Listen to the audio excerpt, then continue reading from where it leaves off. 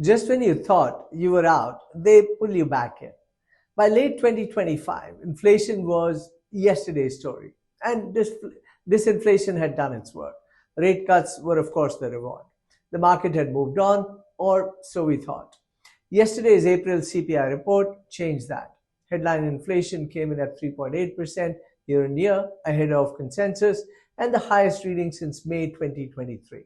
Core inflation, the number the Fed actually watches, printed 2.8% and 0.4% for the month, both moving in the wrong direction. The easy narrative, of course, is Iran. Oil above $100, gas up 28% annually, energy up nearly 18%. We get that. But war creates shocks, shocks fade. However, not all variables are going to fade. Shelter reaccelerated this month, up 0.6% month on month. That's the stickiest component in the entire basket. It was supposed to be rolling over, but it isn't. And when core worsens and shelter moves higher simultaneously, that's not an energy story. That's a broader inflation story. The reality is, and the equity market is reading this correctly, at least for now. The S&P barely moved, the Nasdaq down less than 1% because earnings are doing the heavy lifting. 28% growth in the first quarter. That is a real number. Companies are delivering.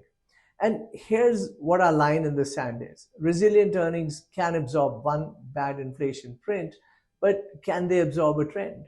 Rate cuts in 2026 are now effectively off the table.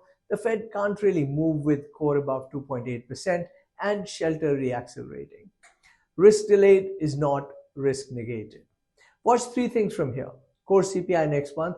Does shelter reverse or persist? Earnings guidance. Do companies start flagging any cost pressures? And the Fed. Does the language shift from pause to something harder? The tape is strong.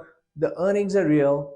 But inflation just walked back into the room. And this time, it didn't even knock. This is Sunil Garg from Kenai and Lighthouse Canton. And this is the truth of the tape.